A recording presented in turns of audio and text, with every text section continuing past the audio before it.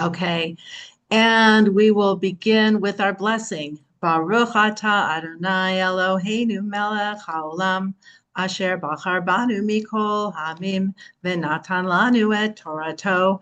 Baruch atah Adonai noten haTorah. And hello there, Marsha. Okay, and Wendy. Oh, and here comes one more person. Okay. Let me just mute my phone so it doesn't bother us here. Lots of binging. Okay, we are in the parsha of Vayishlach, and as I said in my email, we will not be meeting next week because I will be traveling and also hopefully celebrating our nephew's bar mitzvah in bar mitzvah. Last time I saw him, probably was his wedding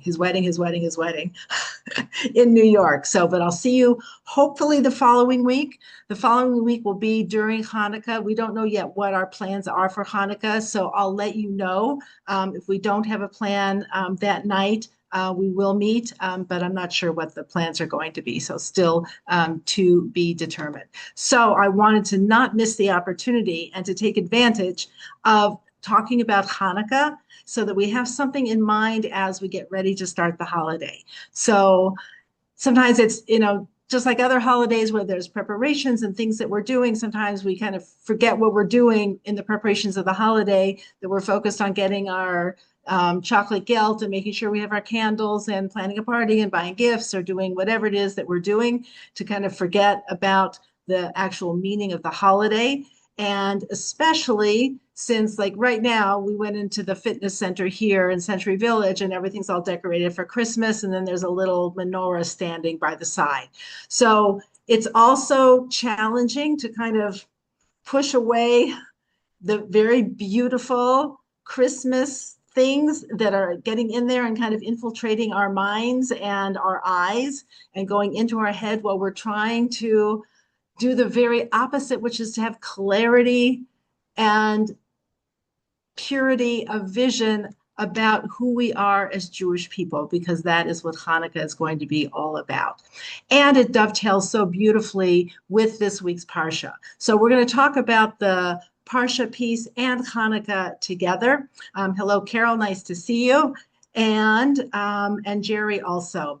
So let's first talk about Hanukkah at the beginning. We know that Hanukkah is people call it the festival of light, and people would love to be able to say, oh, it's just like other religions have a thing, a festival of light, etc. It has nothing to do with that.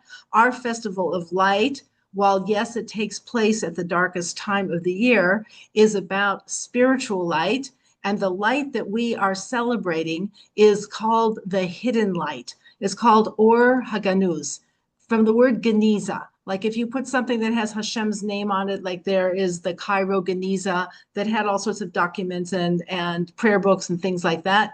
So the word Geniza means hidden. So the Or Haganuz is the hidden light. The hidden light is the light of creation.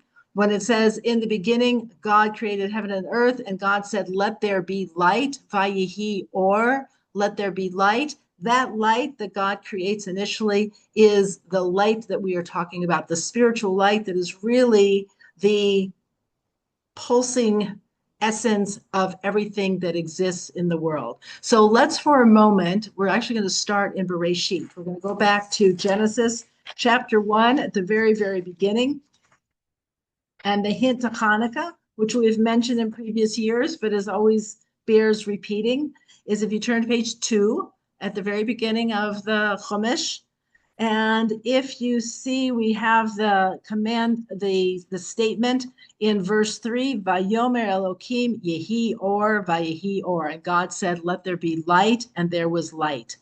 The word or, if you count the Hebrew words, the word or is the 25th word of Bereshit and is considered to be a hint to the 25th of Kislev, which is when Hanukkah starts. So the 25th word of the Torah is or, is this light. What happened to this light? It says that this light is not the light of the sun. It is intense spiritual light that is the light of clarity, perceptiveness, understanding, connection, the ability to see all of creation at its deepest level. So if you can think about the ultimate microscope and the ultimate telescope combined, of being able to see inside of creation, it kind of blows your mind. We can't even think about that because it would blow our mind. I saw somebody said that there was some sort of like a display at a museum where you got to experience the sounds that your body is actually making during its natural processes, but made louder so you could hear them. So the sound of your blood and of your breath going in and out and your digestion and all of these things.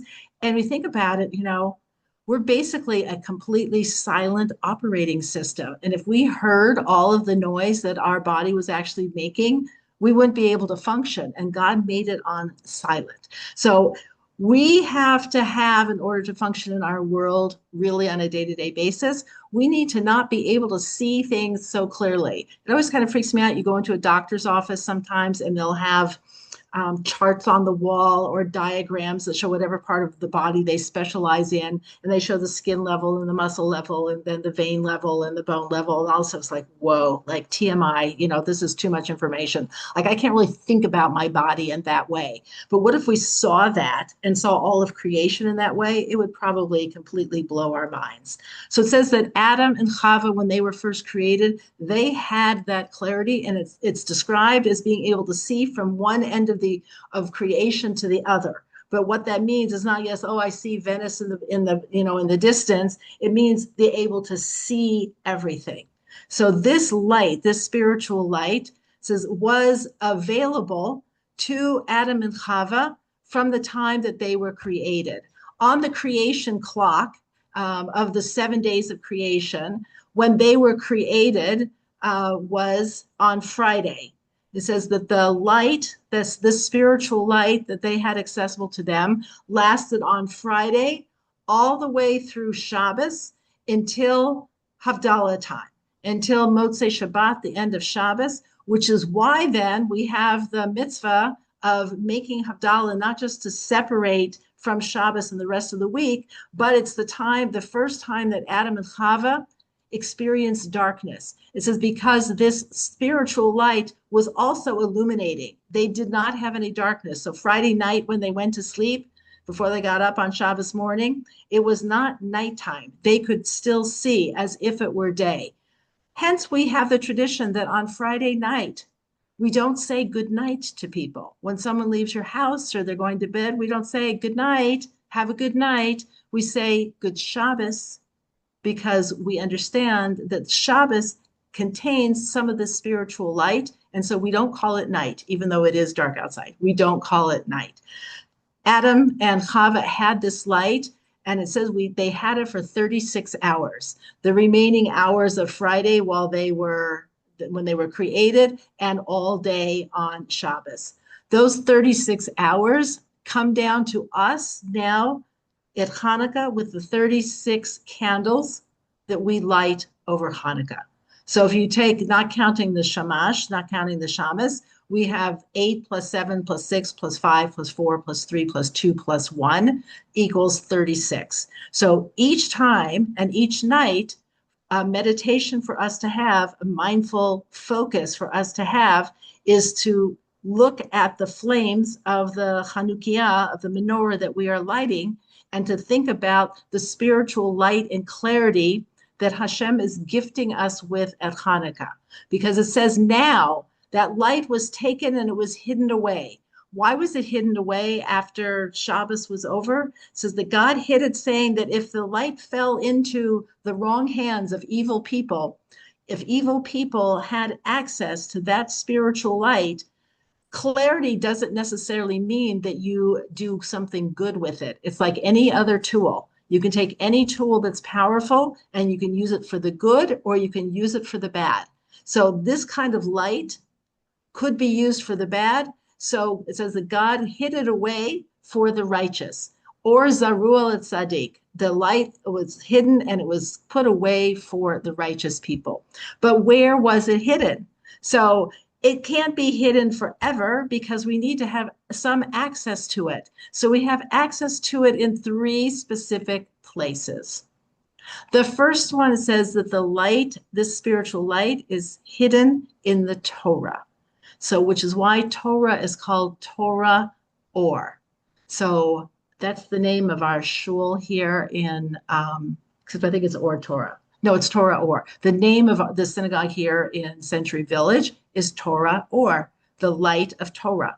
So it says that when we learn Torah and that we are engaged in reading Hashem's messages to us and delving into it, we are given clarity.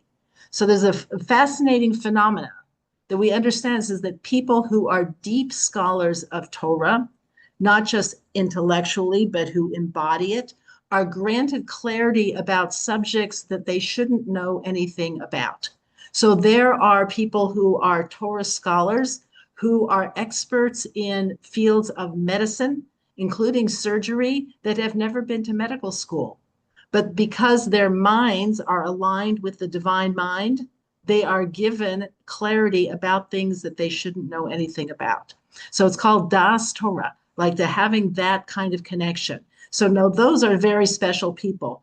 But we're told that anybody who engages deeply and honestly and sincerely and with an open heart in Torah learning, especially with the intention to absorb it and to implement it, is going to be given wisdom and insight that's above and beyond what they should have gotten from it. It's that you will be given more than you put in, you will be given out. And that this is why one of the reasons why we have a mitzvah of learning Torah is to be able to align ourselves with the divine mind and benefit from this. One of the first blessings we say in the morning in the Shemona Esrei is that we thank God for the wisdom and understanding that he gives us. Like, how does he give it to us? It's almost like a download. And when we line up with the program, which is in the Torah, we will be given more than what our actual study seems like it should have given us. And this is for children as well as adults, people of any age. There's no expiration date on this. So our Torah learning in and of itself is for us to be able to touch this organus, this hidden spiritual light. The second place it is in Shabbos. It says the light of Shabbos is also part of the organus. And what it depends on is the preparation to receive it. It says that when someone prepares for Shabbos and aligns themselves also with the halachas of Shabbos, of not doing what we're not supposed to do on Shabbos and doing what we are supposed to do, this aligns us and enables us to receive the spiritual light. How we experience that, it's called our neshama yetera. Now, some people translate this as the additional soul that a person is given on Shabbos, but it's not an additional soul. It's an expanded soul. So the word, if it was an additional, like here's soul number one and here's my Shabbos soul, that would be called ode, like another one. I want more ice cream, ode. You don't say yoter. Yoter means more of. So a neshama yetera is an expanded soul that is able to receive more divine connection. And then when Shabbos leaves, it's like the air goes out of the balloon. And you know how the balloon looks like after the air has gone out. It's deflated. So it is an expansive and deflated. And so on Shabbos, which is why we're supposed to want to extend Shabbos. So people who are sitting there looking at their watches, like, when is Shabbos going to be over? When is Shabbos going to be over? That question alone indicates that the person was not really in Shabbos. They went through Shabbos, but Shabbos did not go through them. Because if somebody is looking to leave that divine experience, kind of missed the main idea. So we extend Shabbos, which is why we light candles early and we wait to make Havdalah. And there's different traditions like of how long people wait. And then even after Shabbos is over, we have what's called a Malava Malka to escort the queen. We want to extend Shabbos. Some people even have a tradition, our kids in Israel do, that they light candles after Shabbos. They light two, not all the like 10 candles that they light for their family, but they light two more candles to create more light for leaving Shabbos after Havdalah. And the idea is that you go and you try to extend it and then start your preparations for Shabbos already on Sunday of what you're going to do for this coming Shabbos, which is why in the Birkat Hamazon, the grace after meals, that we say that we pray for a day when all will be Shabbos. What does that mean? It means like where we will have that spiritual connection all the time, and it'll be with us always. So the more we prepare, and this is not an all or nothing thing. Obviously, the goal is to be completely observe the Shabbos and get the full benefit. But any amount of light that we are able to bring in is beneficial. Anything that we can do to expand our ability to receive the spiritual light, this organuz, is beneficial for us. And the third place that this light is in the holiday of Hanukkah. It says the holiday of Hanukkah is for the man on the street, the person who maybe has not, I mean, it's for everybody, but it's especially looking to connect with those who maybe are not yet connected to Torah study, are not yet connected to Shabbos, and there needs to be something to help bring in everybody else, and that's called Hanukkah. So the light of Hanukkah says that's why the mitzvah, we light the menorah facing the street, that it's supposed to be visible by people who are on the street. It's like, usually we have like our Seder for Pesach is the opposite of that. We want that in our home, inside with all the family and, people who are kind of with us in the program. But Hanukkah is the opposite. It's the sweeping out to provide the light for the rest of the world. So this organuz, this spiritual light, we have with us on the holiday of Hanukkah. So again, what we want to do is to be able to focus on each of those 36 candles, to be able to perceive that light is increasing. Now, what do we know about the school of Hillel and the school of Shammai, about the argument about how the lights are supposed to go? I can see the nodding of heads. We know that Shammai, Hillel said we light an increasing number of candles each night, and Shammai said, no, we go down.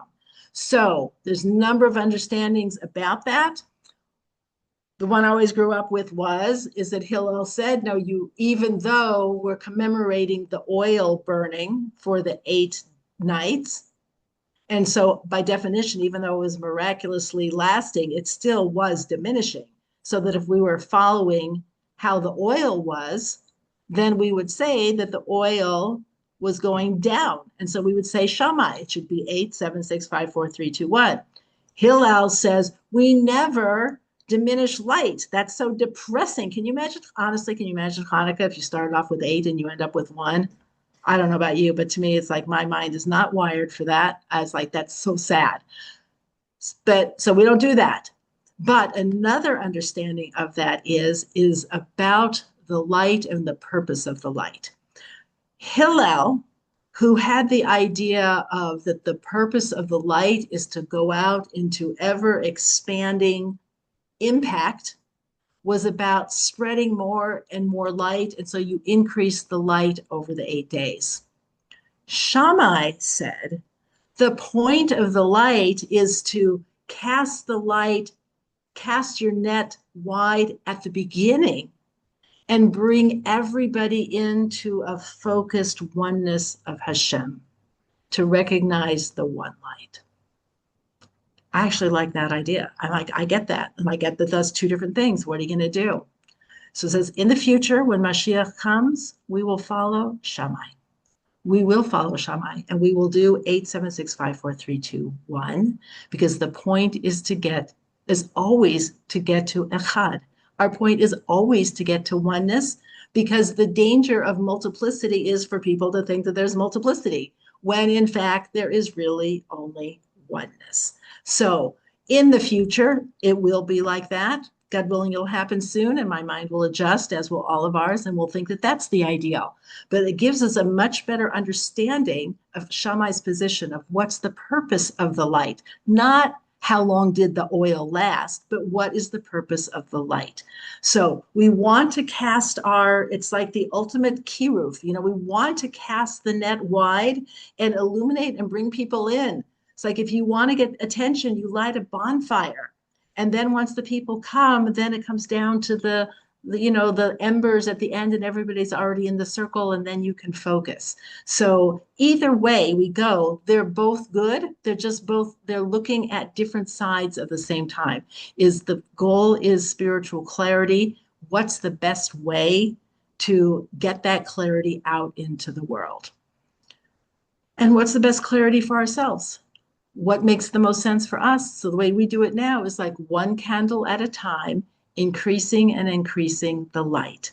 So Hanukkah, we know that the word is based on the word for dedication, which is Chanukah, is to dedicate, and also chinuch, which means to educate.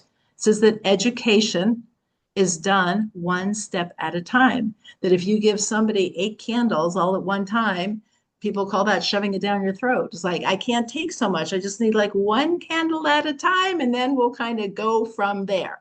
So for educational purposes, and Hillel was more about the educational purposes, and Shammai was more about the results.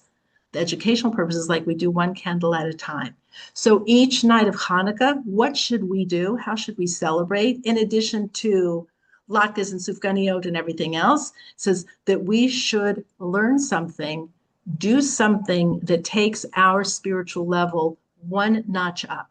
Whether that means giving more focus and attention, pausing a little bit when we make the blessings on the candles, whatever it might be, but to take an opportunity to capture the moment and to actually have that candle illuminate something within us, that it can't just be, oh, those are pretty candles. So we're supposed to sit with the candles and we're supposed to focus on them because of their holiness.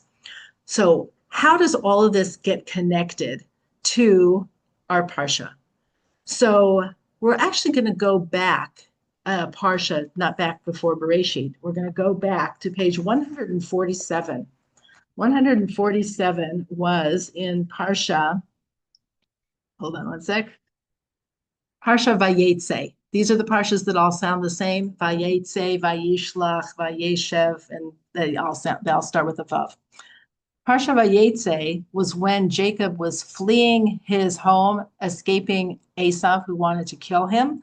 And this is where he had his dream with the ladder, which we talked about last time. But now let's just zone in for a moment, zero in on page 147, verse 21, actually. And I return in peace to my father's house, and Hashem will be a God to me. Then this stone, I'm sorry, I take that back. No, sorry. Go back to verse 18. I apologize. Verse 18. Jacob arose early in the morning. This was after he had his dream. And he took the stone and he placed it around his head and he set it up as a pillar and he poured oil on its top. It says this oil that he poured on its top, said, where did he get this oil? What was this oil? It says that this oil was the only thing he had left. It says that Esau, who wanted to kill him, sent his son, Eliphaz, to kill Yaakov. Eliphaz actually loved Yaakov, but he had an order from his father, Esau, to kill Yaakov. Yaakov tells Eliphaz, a person who has no possessions and is poor is as if they are dead. So take everything I have, and you can tell your father that you killed me because I have nothing. We know Yaakov has nothing because when he arrives at Laban's, he has nothing. And Laban is very disappointed because when Eliezer had come to get a wife for Yitzchak, he came with all the camels and the jewelry and the gold and the silver and presents and everything else. And Yaakov comes with nothing. The only thing he had was the oil.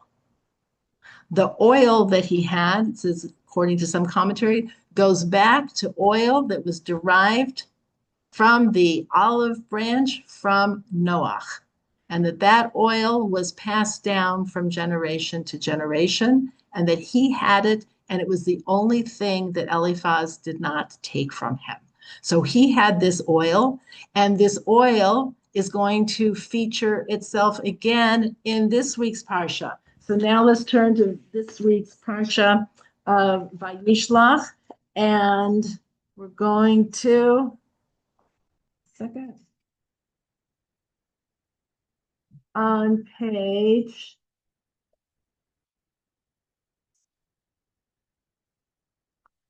175.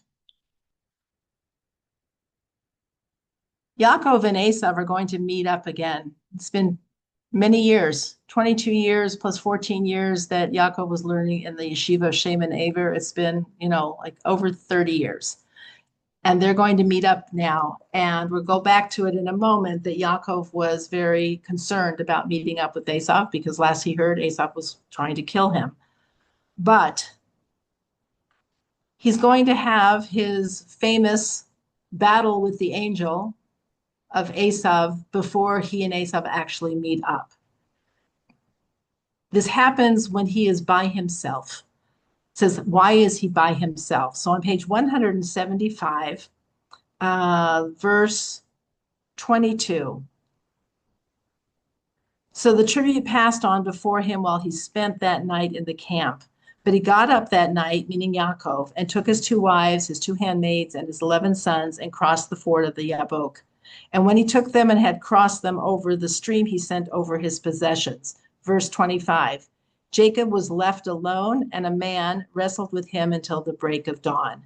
When it says Jacob was left alone, so all of the commentators jump on that and say, what was it that he was left alone? So in the Talmud in Chulin, Rashi cites this, that Yaakov had forgotten some small earthenware pitchers. It's like some little tiny pitchers that he went back for them.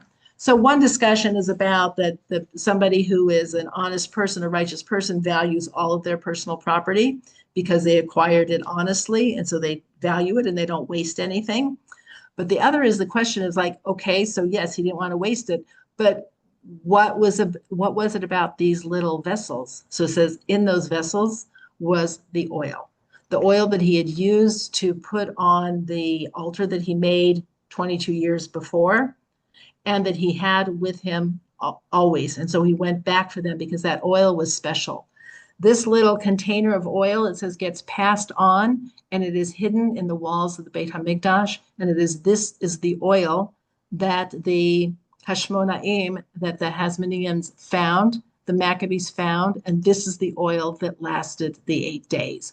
When they were looking and said all the oil had been contaminated, this is the oil, but this wasn't just like, oh, we found some, it's, like your home inventory. I didn't realize I had 2 packages of napkins, but I do. I have extra Kleenex or an extra bottle of detergent. It's like, where was this oil? Why was this oil okay? It says this oil had been hidden away, and it had come down through the generations, and it was hidden away. What was the power of this oil? It says that when a righteous person owns something, it absorbs their essence.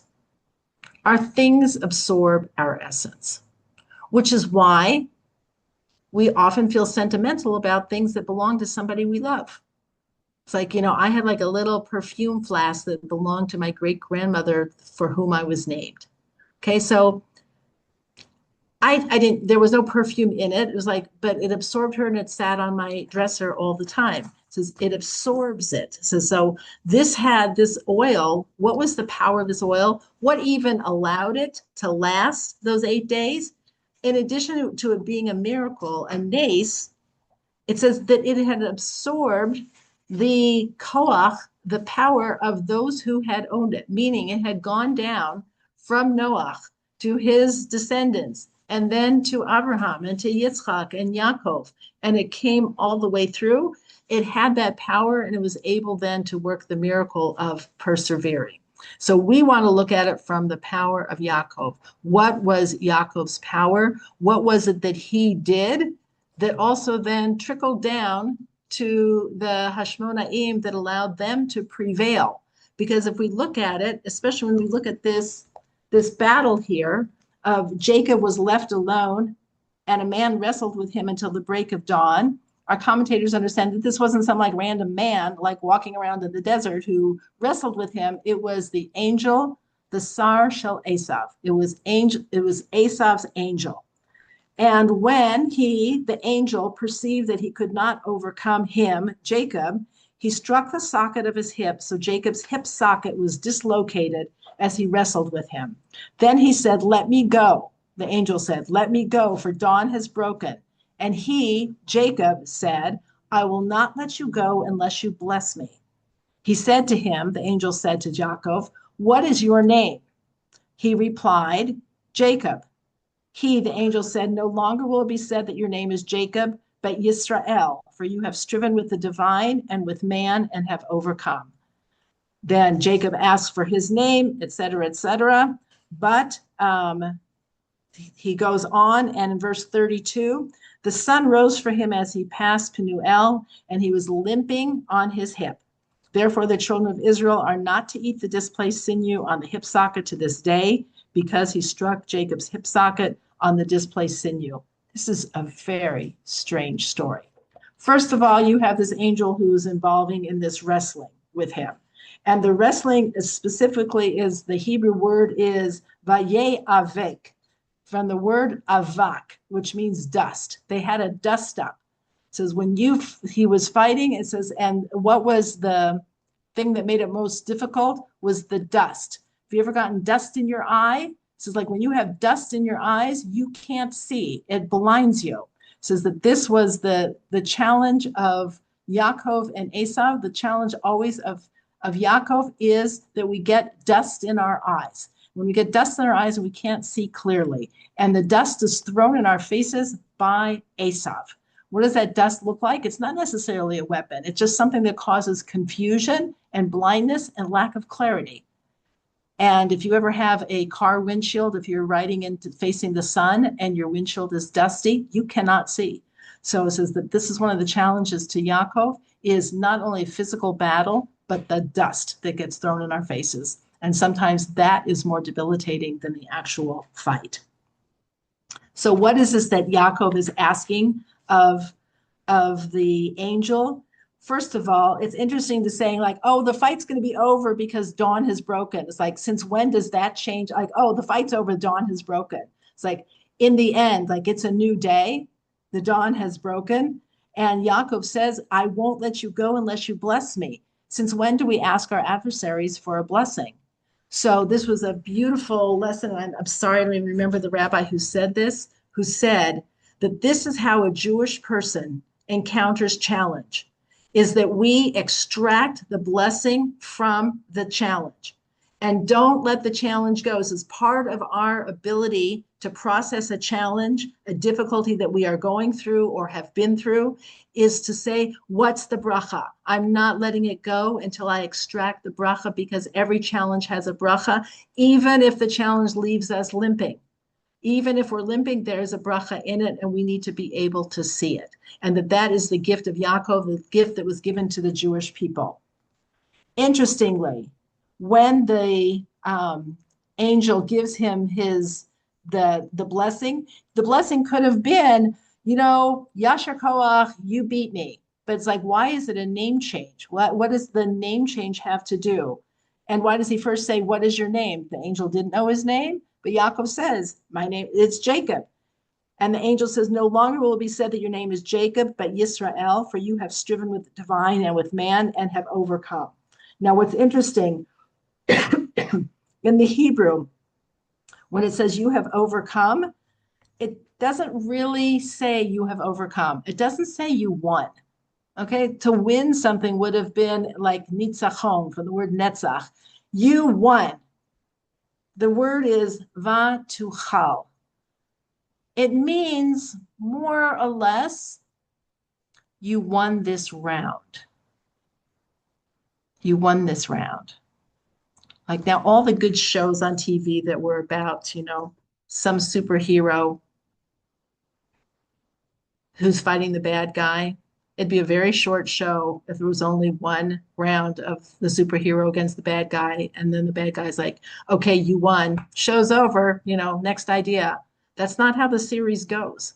The series goes, and then next week, Batman faces the Joker, and next week, Superman does whatever. That there is always the next round. So this is a very important idea for us as individuals and for us as the Jewish people. The Jewish people have been through rounds and rounds and rounds of challenge, of suffering, of persecution, of all of these things, just one thing after the next. What is the bracha? The bracha is that we are able to prevail and continue on, even if we're limping, and still emerge able to grow and flourish and prosper until the next round.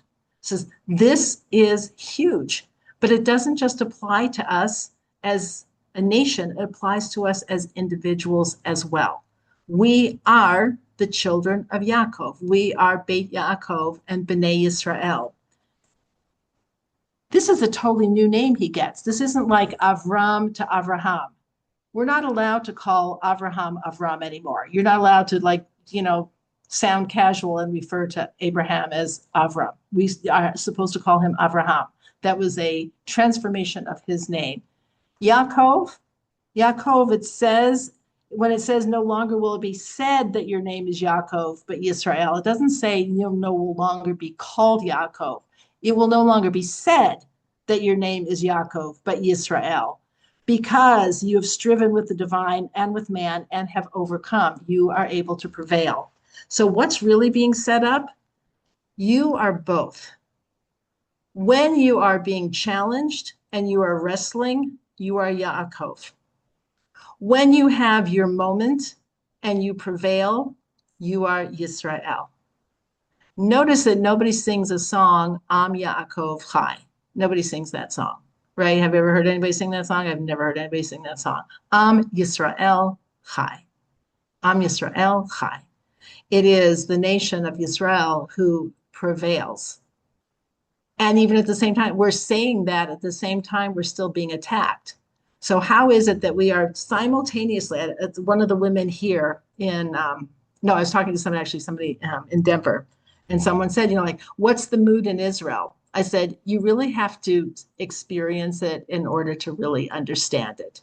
Because at the same time, there is the stress and the trauma and the not even post-traumatic stress. There is the ongoing stress and challenge and difficulty, and people are really suffering. At the same time, people are having simchas, even the people who experience the tragedies every day. There's like this hostage and this survivor from Nova just got married and he walked down to the chuppah, with 2 artificial legs and an artificial arm, and their buddies were dancing and singing. And then this one released hostage is now going back to serve in the IDF. It's like, what is that? It's like, that's this. You are Yaakov. You are going to face ongoing struggle and Yisrael, and you will prevail. But it's going to be both in our own lives as well. We often think, I remember as a kid thinking that adults just kind of coasted. You had all your challenges and difficulties while you were young and a teenager, and then somehow you went to college, got your degree or whatever, got your job and had your life, and then it was like kind of a little flat line. You just were. It's like, it doesn't work like that. It goes from one challenge to the next, but each one builds us. So it says Yaakov was built from all of his challenges, and he does go on to more challenges. We know what's going. He doesn't know yet in this parsha, but we know what's going to be happening in the coming parshas. He's going to have the rape of Dinah, the abduction and the rape of Dinah. He's going to have his sons sell his son Yosef into slavery. He has a lot of things coming down the way. And yet he's considered our ideal patriarch. What does that even mean? Like ideal? Are you kidding me? I don't want my life to be like that. It's like, yes, that's actually our life. That is our life, and this is our story. So we have our Yaakov moments when we are being challenged, and then we have our Yisrael moments when we prevail, and then it starts again. And that happened at Hanukkah too. The Hashmonaim, the Hasmoneans, prevailed. And then what happened not so long afterwards? The Hasmoneans themselves, who were Kohanim, their descendants usurped the kingship, went to completely against the Torah, and people ended up being killed and murdered or whatever. The whole thing kind of actually fell apart. If we were to really look at the story, we wouldn't celebrate this holiday because we'd be like, well, it didn't really turn out that good when you look at like what happened afterwards. But we don't say that. We say, we're Yaakov. We had a Yisrael moment when we prevailed and we rededicated the Beit HaMikdash and the menorah, and we are going to celebrate that moment of light in the darkness, even if the next chapter doesn't go so well. So the question is, do we wait until it's all worked out to celebrate? And the answer is no, we don't wait. We celebrate whatever the moments are of Yisrael. Yaakov could have said, are you kidding me? I'm limping. You hurt me. I have sciatic nerve pain. You call that prevailing? I don't call that prevailing. I call that you hurt me. Like, yeah, that's true.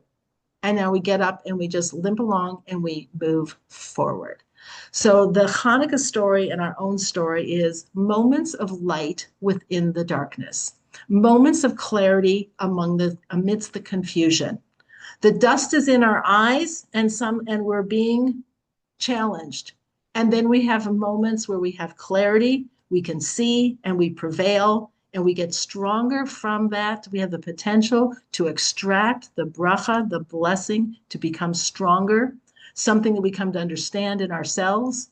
So even the idea that Yaakov, even his whole story, he's been challenged. He was challenged from the very beginning with his brother and the birthright and everything else, and having to leave his family and being robbed, and his wife's switched on him and Laban cheating him. It's like, what more does this poor guy need? It's like, oh, he is our patriarch. That's us. We are descendants of him. That's who we aspire to be like.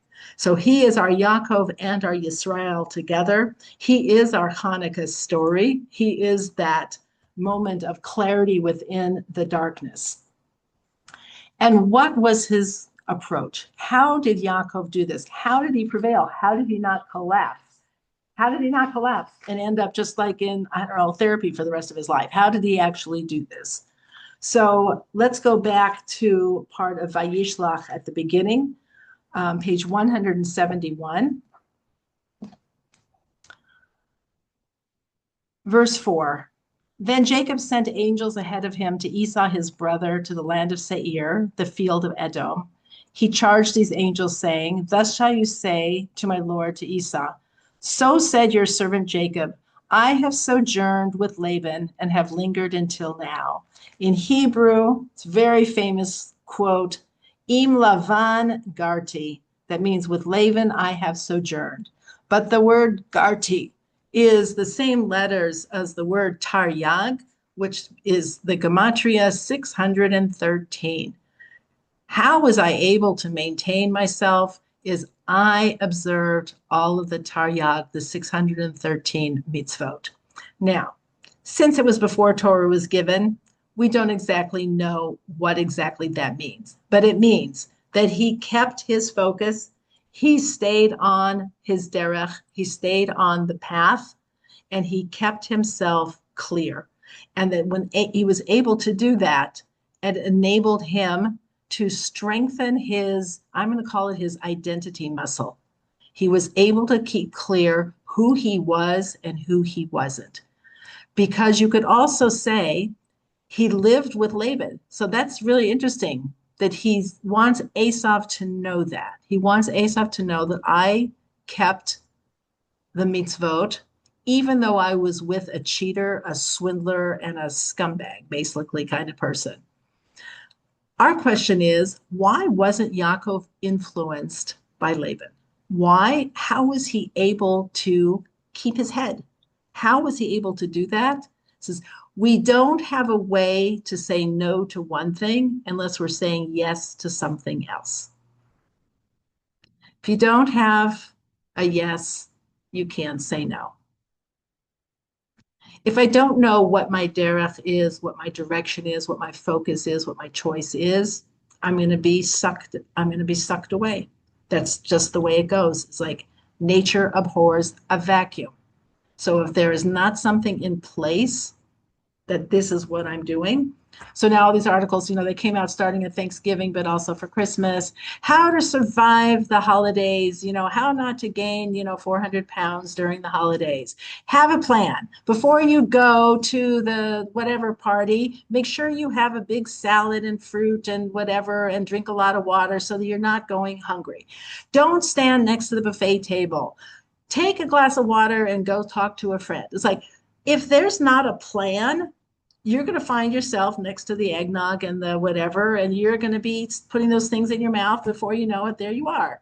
It's like, unless there is a focus of who I am, then I'm going to be sucked into who I don't want to be. Yaakov was able to do that and be able to resist the impact of Lavan. In our morning blessings, we ask God to protect us from a number of different things, but one of them is a chaver ra, a bad friend. What does that mean, a bad friend? Why is there your friend?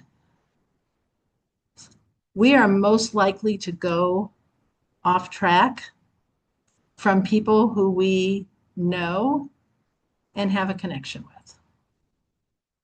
Spend time with people who are similar to us, but who are going a little off track, and we will find ourselves off track.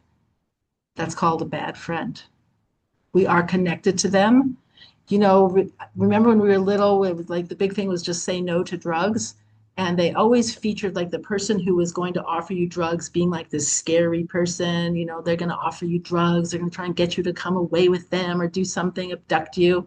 That's not who's doing it.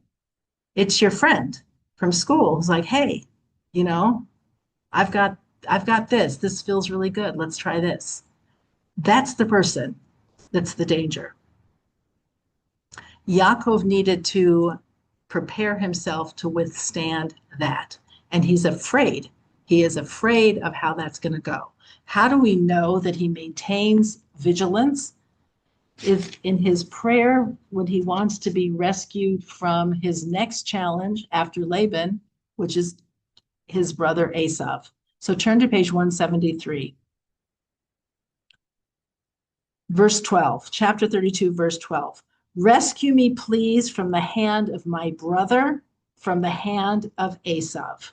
For I fear him lest he come and strike me down, mother and children. So the sages all ask, why does the double language, why does it say, rescue me, please, from the hand of my brother, from the hand of Esav? Everyone knows that Esav is his brother. So he could have said, and he only has one brother. So it should have said, rescue me from the hand of my brother, or rescue me from my hand of Esav. Why the double language? So what our sages focus on is that the challenge of Esav is one of two things. His hand extended in friendship, come join me. This is good, let's do this. This is, you know what? God doesn't care about this. Just go ahead, let's do this.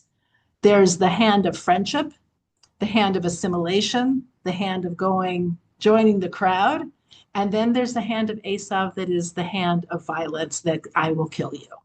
Says those are the two hands. And so he was concerned, my brother can also be the person who leads me astray. Or he can act as Esav, as the person who is the cruel person who can physically harm me. It says Jews have been more impacted by the hand of friendship extended to us with assimilation, intermarriage. More people are gone, more Jews are gone from that than were ever killed. It says like we suffer from both. We suffer from both. And Yaakov is like, I have to have clarity, and I'm asking Hashem, please protect me from this. From my brother Esav, who wants me to join him. And we see at the end of toward the end of the parsha, I'm sorry, not at the end of the parsha. at the end of the encounter with Jacob and Esau, that Esau does ask Yaakov to join him. So on page 179, let's see, where he says, after they exchange the gifts, verse 12, Esau says, Esau says, travel on and let us go. I'll proceed alongside of you. We'll go together. And Yaakov is like, not a good idea. And how does he say it? He doesn't say, no, you're a lowlife and I can't trust you and you're going to, cause me harm. He says, verse 13, but he said to him, my Lord knows that the children are tender and the nursing flocks and cattle are upon me. And if they will be driven hard for a single day, then all the flocks will die. Let my Lord go ahead. Go ahead. I'll make my way at my slow pace according to the gait of the drove before me and the gait of the children until I come to my Lord at Seir. And then Esau says, well, I'll just send some of my people with you. Let me assign to you some of the people who are with me. And I was like, no, that's okay. To what purpose? Let me just have favor in my Lord's eyes. So Esau started back that day on his way towards Seir, but Yaakov didn't go towards Seir. He went to Sukkot. It says, Yaakov very graciously takes his leave and says, we need to stay separate. This also comes at the heart of the Hanukkah story, because we don't like to talk about this as much. But the Hanukkah war, really is a civil war between the Jewish people who had become Hellenized and the Jews who remained committed to Judaism. It's very challenging, and it's ironic that the holiday that is celebrated by so many people who are so secularized is really a holiday about those who remained firm and connected in their Jewish identity and practice prevailed. But the truth is that the Jewish people had been influenced by the Greeks, even Kohanim, even the priests.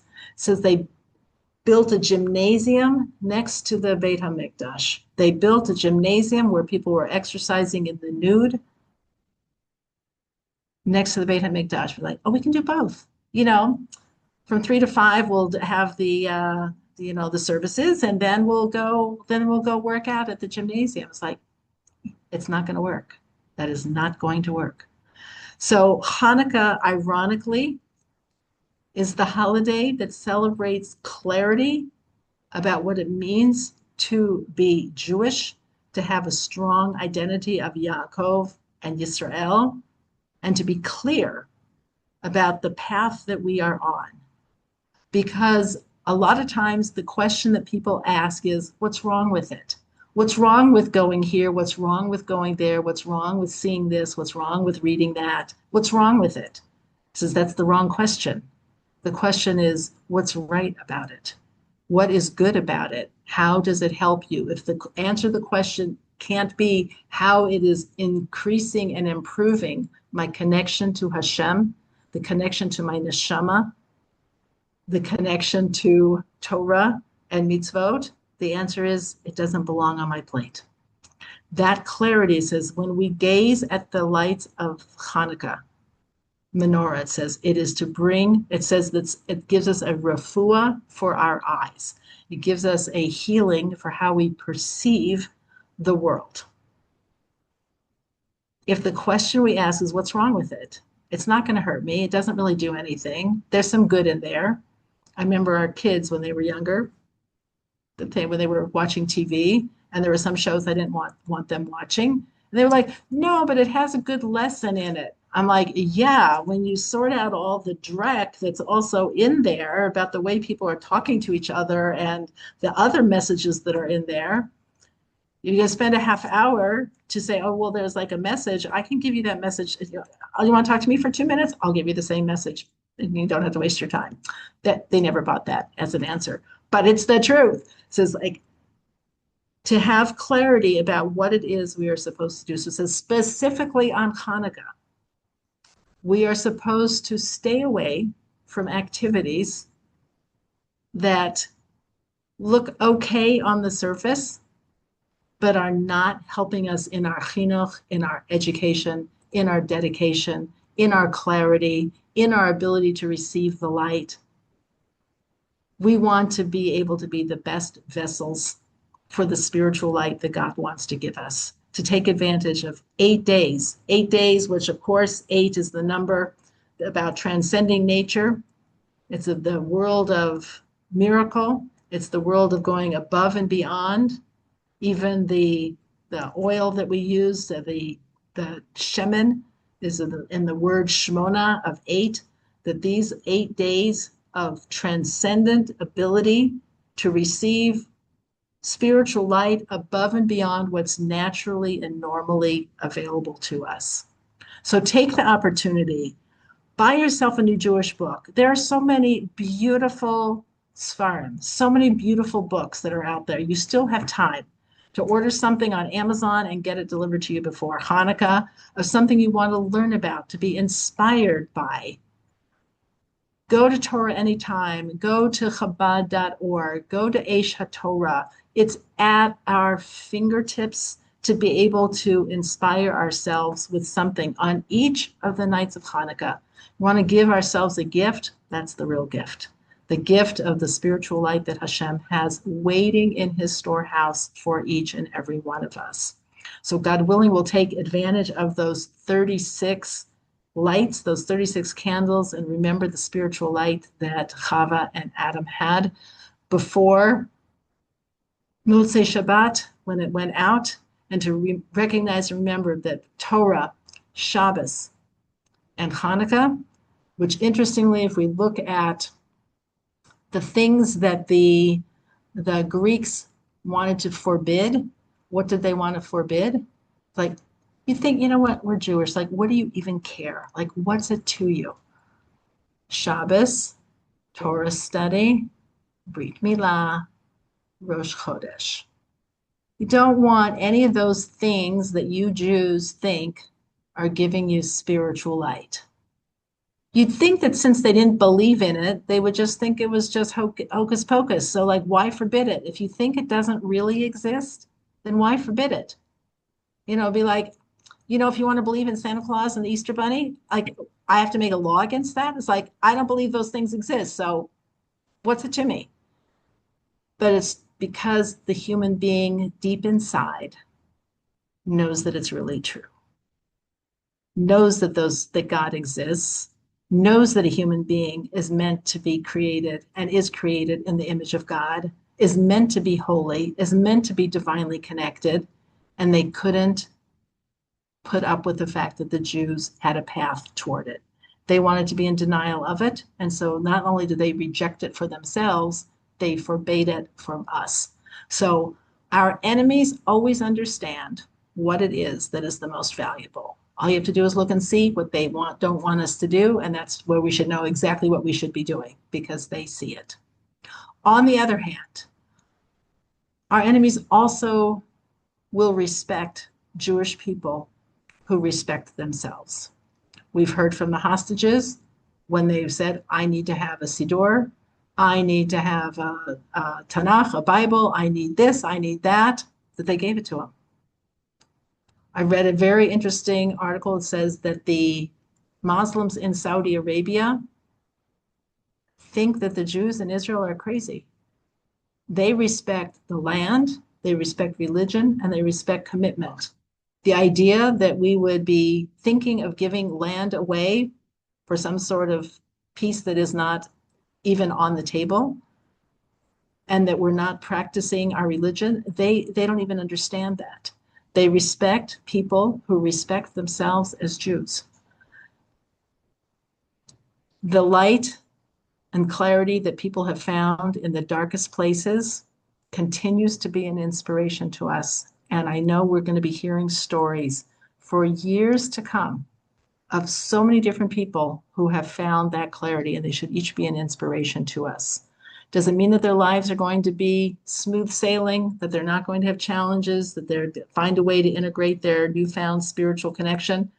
They're going to have challenges, as we all do. But each of us is a Yaakov, each of us is Yisrael. We have both names, and we know it even from later in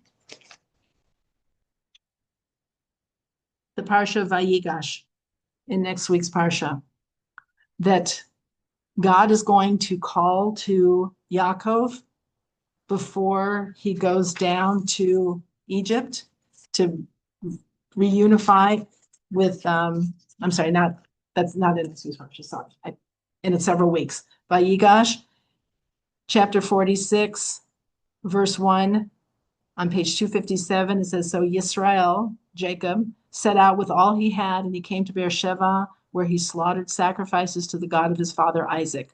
God spoke to Yisrael in night visions, and God said, Yaakov, Yaakov. So very interesting. And just that one paragraph, it says Yisrael goes down to Beersheba, and God spoke to Yisrael that night. But what does he call him? He calls him Yaakov. Because what is going to be happening? Yaakov, you're going down and you're going to encounter a struggle. Because on the next page he said, I am the God of your father. Have no fear of descending to Egypt, for I will establish you there as a great nation. I will descend with you to Egypt, and I shall also surely bring you up, and Yosef shall place his hand on your eyes. So this is God. This is the preamble to what is going to be the Jewish people's going down to Egypt and the 400 years, 210 years of slavery. So what names, who is God talking to there? It's like, you're Yisrael. You're having a moment now. You're going to be reunited with your son, but I'm telling you what's coming. It's going to be Yaakov, Yaakov. It's going to be a challenge, but I am with you in the challenge, and I will bring you up. I will bring you up, and your children, your descendants are going to come up. It's going to be a long haul, but you're coming up. The Jewish people, deep in our spiritual DNA, we know we have a purpose. We know we have a mission. We know we have a future. We know we have a destiny and a destination. This is what gives people the ability to persevere and to pick themselves up when they are limping and keep moving forward. I think it's why people in Israel rate so high on the happiness study. Every year they do this study, Israel's number 5. Mind-blowing. They shouldn't be by all practical. But what really makes a person happy is when they know that they have meaning and purpose in their lives as individuals and as something bigger than them, that they are part of something that is bigger than they are. It's what allows a soldier to run into the conflict instead of running away. It's what allows people to stay, a nurse to stay in a station and give out her last Band-Aid before she herself is killed because she has a mission and she has a purpose. A mother, it's beyond comprehension. We are all walking miracles, and we are living at the most miraculous, clearly miraculous times. We can't even get our head around it yet, but just keep infusing ourselves with those moments of clarity to give ourselves the confidence, to give ourselves the perseverance, to give ourselves the ability to see the world around us and understand our Yaakov Yisrael dual nation. We are Beit Yaakov and Bnei Yisrael, and that is like Am Yisrael Chai, the Jewish people are alive. So I want to wish you an early Hanukkah, Chag Orim Sameach. It should be a holiday of simcha, lights, and we should have illumination. Our perspective should be clarified and focused, and we should be able to bring out that organuz and spread it out, whether it's in Hillel's way of slowly, and ultimately in Shammai's way of bringing it all to the one focus, and in the time to come, that God's name will be one, he will be one, and his name one, and everyone will speak. It says with clarified language. What does that mean? They'll speak with clear language, as the language will mean what it's supposed to mean. As we see people today spewing out words and definitions and accusations and things, the language has become mibabel. It has become completely confused, And in the future, it will be clarified, and it's God's name that will clarify that language. We, God willing, will have that, and Hanukkah will be our anchor for that. Wishing you a wonderful Shabbos. I'll see you in 2 weeks, and I'll look forward to it. And hopefully we'll be able to meet during Hanukkah, but I'll keep you posted and let you know. If not, I'll send at least a Hanukkah message to you. So thank you, everybody, for joining me. Thank you. Have a safe trip. Thank you Wonderful class. So much. Oh boy. Boy. Bye. Thank you, thank you, thank you. My pleasure. My pleasure. And I saw on the news, I think somebody's body remains were being returned. So the last one wasn't even anybody. But That's very gracious of them, finally. They're still in forensics. They don't know who it is. They don't know yet. You can't even think about it, but We can't, because we have so much respect for living and dead that we just wouldn't function that way.